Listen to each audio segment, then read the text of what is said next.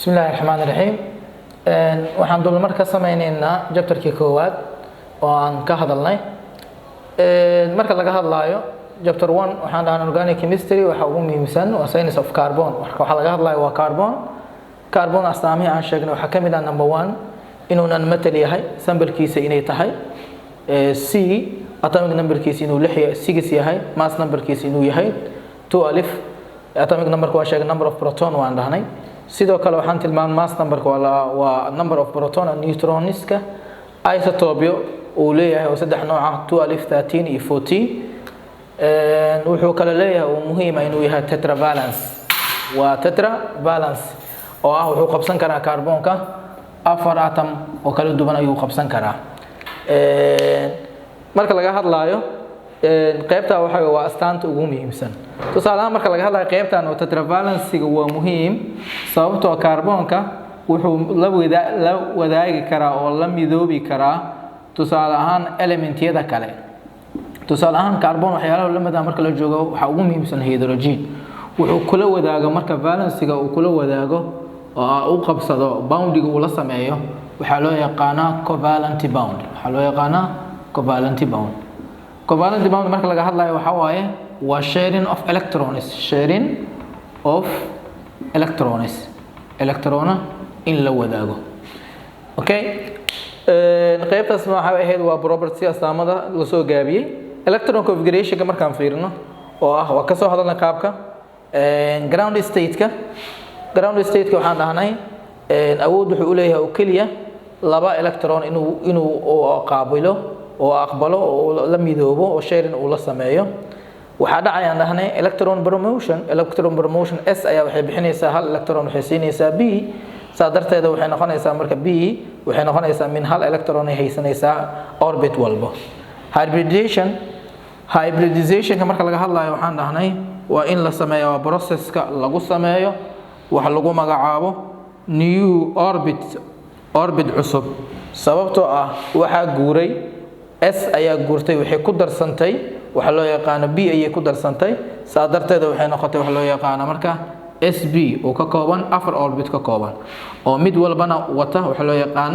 hal electron oo awood u leh marka inuu share la sameeyo hal atomiyo kale oo min hal inuu la sameeyo saadarteeda carbon bounding marka la fiiriyo waxa ugu caansan single bound ama inuu sameeyo double bound hadduu single bound sameeyo waxa loo yaqaan sigma bound hadduu double bound sameeyana waxa lagu magacaabaa ama triple bound sameeyo pia bound inta badan marka laga hadlayo marka noocyada ugu muhiimsan oo ah sameeyo single dhamaan hadii kaarboonada marka uu lagu magacaabo oo min single bound ay yihiin sb3 inta badan sb3 waxay ka kooban tahay hybridization oo sb3 marka laga hadlayo waxay ka kooban tahay 1s iyo waxay ka kooban tahay 3b saadarteeda all orbitiska min electrons ay haystaan allna waa dhamaan waa single bound waayo ama sigma bound ay sameeyaan laakiin marka la joogo sb2 waxay ka kooban tahay 1 orbit oo s ah iyo 2b orbit ay ka kooban tahay saadarteeda waxa ah unhybridized ah oo ah electron aan haysanin waxa loo yaqaano hal orbit saadarteeda markaan waxa leeyahay waa double bound inta badan double boundiga marka laga hadlaayana wuxuu ka kooban yahay marka waxa lagu magacaabo one sigma bound iyo waxa lagu magacaabo marka lagu magacaabo double bound okay marka la ugu dambeeyso sb3 ay tahay waxay ka kooban tahay 1s iyo waxay ka kooban tahay 1b saadarteeda marka waxaan leenahay waa triple bound saadarteeda kaarboonka waxa unhybridized ka ah marka waa laba marshal ah waxa hybridized ka ahna waa 2 saadarteeda marka waxay ka kooban tahay non unhybridized ka oo ah marka waxa waaye 2b bound iyo waxay ka kooban tahay 1 sigma bound qaybahan ayaa ugu muhiimsan qaybaha su'aalaha ay ku imaan tusaale ahaan marka hadaad aragto compound ka kooban dhamaan wixiisa ay ka kooban yihiin all single bound ay ka kooban yihiin hadaad aragto it means macnaheedu wuxuu leeyahay marka waa sb4 dhamaan single bound ay yihiin marka muxuu noqon doonaa hybridization kiisu wuxuu noqon doonaa sb3 hadii compoundiga uu noqdo waxa loo yaqaano double bond uu soo galo wuxuu noqon karaa marka muxuu noqonayaa hybridization kiisu wuxuu noqonayaa sp2 haddii uu noqdo triple bond uu noqdona hybridization kiisu waxay noqonaysaa marka sb oo kaliya sidoo kale waxaan soo ka hadalnay allotropiska uu leeyahay macnaha carbon allotropna waxaa laga wadaa existence of different forms of the same element inuu leeyahay qaabab kala duwan kuwaasoo chemical property isku mid ka ah physical property ku kala duwan allotropy sida uu carbon uu leeyahay waxaa kamid ah crystalline iyo waxaa kamid ah amorphous crystalline marka laga hadlayo waxaa ugu caansan noocyadooda ugu caansan marka waa diamond waa graphite iyo buckyball mid malba astaantiisu waa tilmaam tusaalaan diamond oo kale marka laga hadlayo wuxuu ka kooban yahay tetrahedral network ayuu ka kooban yahay tetra carbonku wuxuu u samaysan yahay qaab oo ah sida afar gees u samaysan yahay inta badan astaamaha lagu yaqaan waxaan tilmaamnay inuu hard yahay inuu ku yahay poor conductor of electricity good conductor of heat high melting point inuu leeyahay graphite marka laga hadlayo asiga wuxuu ka kooban yahay hexagonal oo sheets ah hexagonalis wuxuu ka kooban yahay oo sheets ah inta badanna layers ay sameeyaan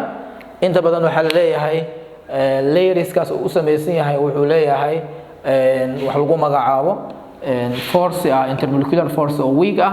saa darteeda waxaa leeyahay waa good lubricant oo lagu magacaabo buckyballka marka laga hadlayo wuxuu ka kooban yahay 60 carbonis uu ka kooban yahay 60 carbonis uu ka kooban yahay oo ka samaysan laba qaybood hexagonal iyo wuxuu ka samaysan yahay pentagonal hexagonal iyo pentagonal hexagonalska waa 20 pentagonalkana waa 12 marka laga hadlayo marka waxa la leeyahay hexagonalka pentagonalka hadaan ku hormaro pentagonal kale kuma dhigi karo xag structure ahaan marka laga hadlayo sidoo kale halkii pentagonal wuxuu qabsan karaa 5 hexagonal uu qabsan karaa hexagonalka marka laga hadlayo waxana halkii hexagonal wuxuu qabsan karaa 3 pentagonal iyo 3 hexagonal oo kale waxyaalaha kale kamid ah waxa kamid ah qaybaha kale laakiin buuga kuma qorno wax loo yaqaano amorphous allotropes waxaan ugu caansan wax loo yaqaano carbon black ama lambi black iyo coke iyo charcoal groupkaas laakiin buuga nooga mujiraan sidoo kale wuxuu ugu dambeeyay marka carbonka inuu sameyn karo millions of compounds sababta keenaysa waxa waaye carbonka wuxuu double bound ama single bound ama triple bound uu la sameyn karaa wax loo yaqaano elementyada kale oo ah non polarka sida maxaa la hydrogen iyo oxygen taas ayaa u suurta gelinaysa marka reviewga waxa muhiim ah questioniska marka oo ah imtixaanka jabtarkani qeybaha ugu muhiimsan sidee ugu imaadaan questioniska ugu imaadaan waxa uu sameeynayna waa ka tusaale ahaan waxa la isweydiinayo waxa ugu caansan number 1 isweydiyo hadii number 1 carbon haduu hydrogen la wadaago haduu carbon hydrogen uu la falgalo muxuu kula falgalaa marka nooca uu kula falgalaayo boundiga uu kula falgalaayo maxay tahay ilan boundiyada noocyada oo boundiska chemical boundiska marka laga hadlaayo noocyo badan jira waxa jira ionic bounding waxa jira wax lagu magacaabo covalent bound waxa jira wax loo yaqaan hydrogen bound waxa jira metallic bound saadarteeda jawaabtu way fududahay waa ka soo hadalnay hydrogen iyo carbon iyo hydrogen haday midoobaan waxa ay ku midaawi doonaan waxay tahay waa covalent bound jawaabteeda saas ay noqonaysaa marka covalent bound marka qaar lagu ma dhahayo waxa lagu leeyahay marka nooca electronada qaabka u midoobaan boundiga ay sameeyaan wuxuu noqonaa share of proton share of electron share of neutron marka waxay noqonaysaa marka share covalent bound macnaheedu waxay tahay waa share of electron su'aasha koowaad qaabka ay ku iman kartaa hadii hydrogen iyo carbon ay midoobaan maxaa kamid ah su'aasha labaad oo su'aalaha soo noqdo oo kamid ah imtixaanaadka waxa kamid ah waxa sheegtaa forms of carbon ama allotropes of carbon yaa kamid ah waxa ugu caansan buuga lagu tilmaamay waa saddexdii diamond graphite iyo buckyball saddexdaas ayaa ugu caansan waxa jiri kara oo noocyada kale formska kale jiri kara waxa kamid ah saddexda qaab ayaa kamid ah forms of carbon su'aasha saddexaad oo muhiimka ah imaanaysa waxa kamid ah tusaalaan structure in lagu siiyo structure kaas inuu noqdo single bound dhamaantiis ama inuu ku jiro qayb hal qayb oo double bound ah ama inuu ku jiro triple bound lagu weydiiyo marka lagu dhaha marka nooca waxa sheegtaa hybridization ka noocu uu yahay tusaale ahaan way fududahay marka hadii structure ka haysatid uu yahay sb3 dhamaan marka single bound hadii yihiin wuxuu noqon doonaa marka sb3 hadii uu yahay marka waxa loo yaqaan double bound uu ku jiro wuxuu noqonaa sb2 hadii triple bound uu ku jiro wuxuu noqonaa sb su'aalaha ugu muhiimsan oo ah mar walba qaybta chapterka laga isticmaalo waa su'aalaha kale waxa kala kamid number 4 waxa kamid ah in lagu weydiiyo organic compounding element ugu muhiimsan waxa waaye uu ka sameeysan yahay organic compound marka laga hadlaayo